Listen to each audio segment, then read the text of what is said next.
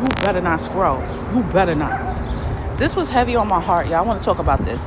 For all my new followers, thank you for following me. I love y'all, okay? Y'all like family. Y'all added on to the family, okay? But anyway, I want to talk about a few things that... Let me just introduce myself to a lot of people who are new to my page, okay? My name is Shakisha. That's my first name. My middle name is Star. I'm not telling you my last name because that's too much, okay? Don't be searching me up.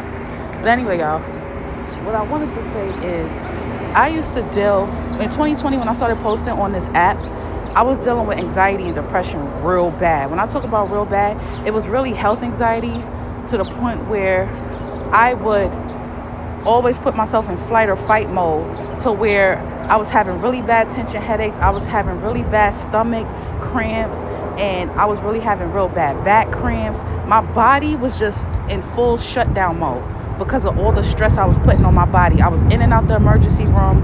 I literally cried every night for like a whole year straight, literally, y'all, okay? Phone calls with my doctor, wanting to get an MRI, wanting to get a this or that, because I always thought something was wrong with me. But it was really all in my mental, y'all. And I noticed that around that time, I was having a spiritual awakening. A lot of us, when the spiritual thing was going on, it was a trend, but this is real life, okay?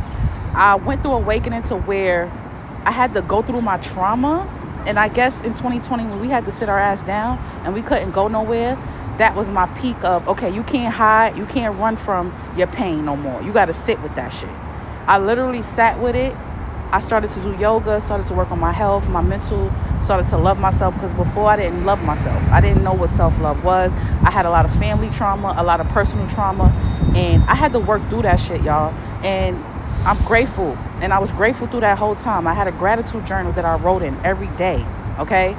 Because at the end of the day, I was still grateful, but I was still mentally messed up because I didn't know why I was going through this situation.